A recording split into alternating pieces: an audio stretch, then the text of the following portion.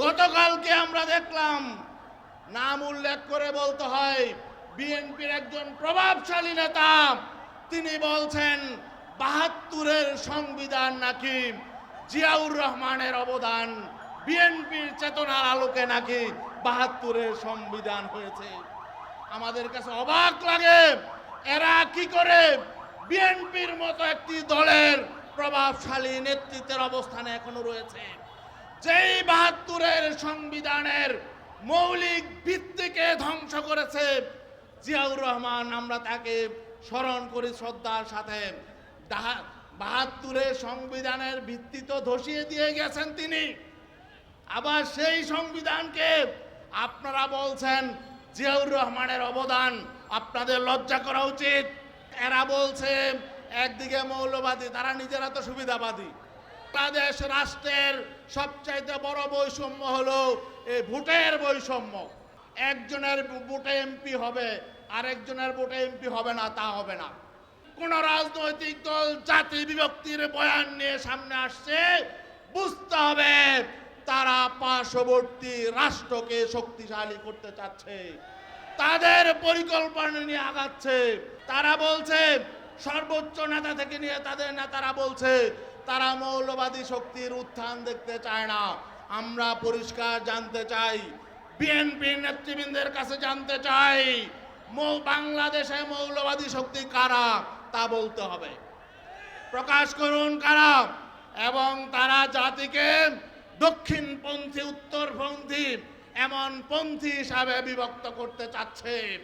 আমরা দেখছি পুরাতন খেলা আবার নতুন ভাবে শুরু হয়েছে।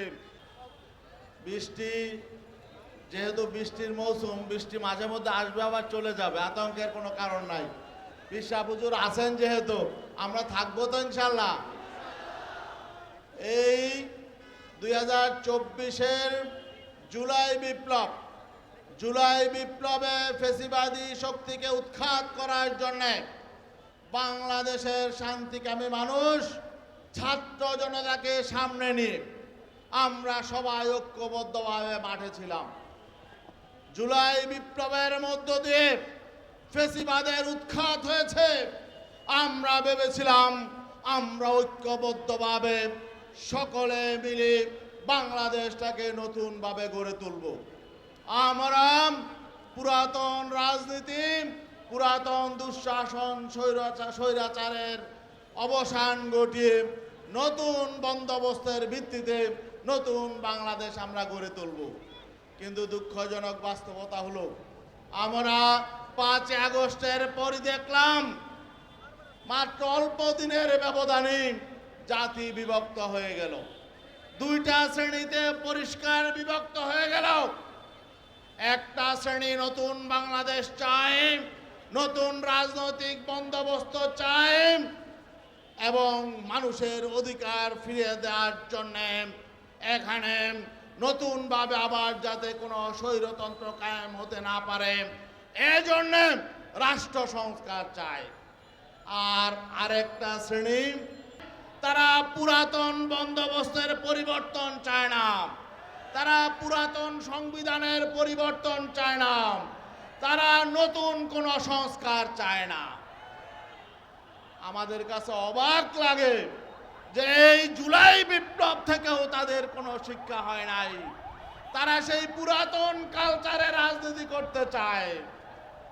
গতকালকে আমরা দেখলাম, নাম উল্লেখ করে বলতে হয়, বিএনপির একজন প্রভাবশালী নেতা তিনি বলছেন ৭২-এর সংবিধান নাকি জিয়াউর রহমানের অবদান, বিএনপির চেতনার আলোকে নাকি ৭২-এর সংবিধান হয়েছে।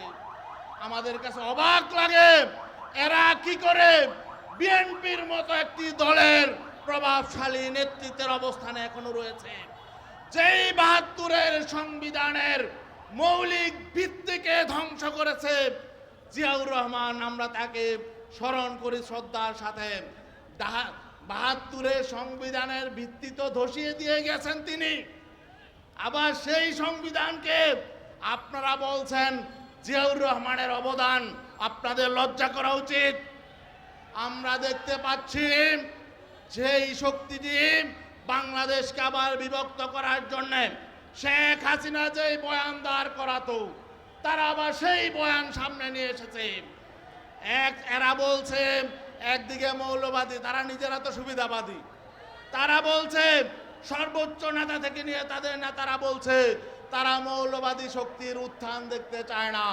আমরা পরিষ্কার জানতে চাই, বিএনপি নেতৃবৃন্দের কাছে জানতে চাই, বাংলাদেশে মৌলবাদী শক্তি কারা তা বলতে হবে, প্রকাশ করুন কারা। এবং তারা জাতিকে দক্ষিণপন্থী, উত্তরপন্থী এমন পন্থী হিসাবে বিভক্ত করতে চাচ্ছে। আমরা দেখছি পুরাতন খেলা আবার নতুন ভাবে শুরু হয়েছে। জাতিকে বিভক্ত করতে চায় কারা? জাতিকে বিভক্ত করতে চায় আমাদের পার্শ্ববর্তী রাষ্ট্র। অতএব যখন দেখবেন কোন রাজনৈতিক দল জাতি বিভক্তির বয়ান নিয়ে সামনে আসছে, বুঝতে হবে তারা পার্শ্ববর্তী রাষ্ট্রকে শক্তিশালী করতে চাচ্ছে, তাদের পরিকল্পনা নিয়ে আগাচ্ছে। তারা রাষ্ট্রের সকল নাগরিকদেরকে তাদের ভোটাধিকার, তাদের নাগরিক অধিকার সকলের সমান চায় না। এই বৈষম্য বিরোধী আন্দোলন হয়েছে, কোনো বৈষম্য থাকবে না। একজনের ভোটে এমপি হবে, আরেকজনের ভোটে এমপি হবে না, তা হবে না। দেশের কোটি কোটি ভোটার ভোট দেয়, তাদের কোনো প্রতিনিধি পার্লামেন্টে যায় না। এটা বৈষম্য। এই বড় বৈষম্যের বিরুদ্ধে আমাদেরকে আঘাত করতে হবে। এজন্য আমাদের নেতা পীর সাহেব বলেছেন, পীর সাহেব চরমনাই বলেছেন, কি বলেছেন? পিআর পদ্ধতিতে নির্বাচন হতে হবে। আজকে যে ছাত্র বন্ধুরা বৈষম্য বিলোপের জন্য আন্দোলন করেছেন, বাংলাদেশ রাষ্ট্রের সবচাইতে বড় বৈষম্য হলো এই ভোটের বৈষম্য। এই ভোটের বৈষম্য, সকল ভোটারের ভোট সমান, সকলের প্রতিনিধি পার্লামেন্টে থাকতে হবে। এটার একমাত্র পদ্ধতি হলো পিআর পদ্ধতি। এই পদ্ধতি ছাড়া যদি অন্য কোনো পদ্ধতি আপনারা হাজির করতে পারেন, সমস্যা নেই, আনেন, আমরা স্বাগত জানাবো।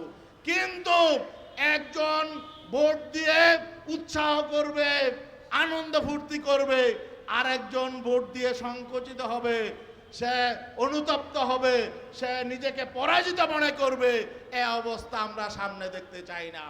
সকলে আনন্দের সাথে ভোট দিবে, সকলের ভোট কার্যকর হবে।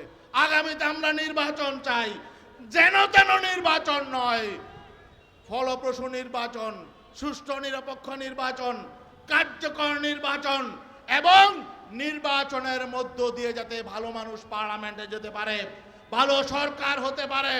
নির্বাচন ভালো হলো, ফ্যাসিবাদী সরকার হলো, এটাও আমরা চাই না। নির্বাচন ভালো হতে হবে, ভালো নির্বাচনের মধ্য দিয়ে ভালো মানুষ নির্বাচিত হওয়ার সুযোগ থাকতে হবে। বর্তমান নির্বাচন পদ্ধতিতে ভালো মানুষের নির্বাচন হওয়ার কোনো সুযোগ নেই। এজন্য এই পদ্ধতি পাল্টাতে হবে। এই পদ্ধতি পাল্টিয়ে নতুন পদ্ধতিতে নির্বাচন হতে হবে। আর নতুন পদ্ধতিতে হলো গোটা দুনিয়ায় এখন সর্বাধুনিক যে নির্বাচন পদ্ধতি, পিআর পদ্ধতি। আগামীতে পিআর পদ্ধতিতে আমরা নির্বাচন চাই। এ দাবি নিয়ে আজকে আমরা আন্দোলনে নেমেছি, আমাদের আন্দোলন চলতে থাকবে। আসসালামু আলাইকুম।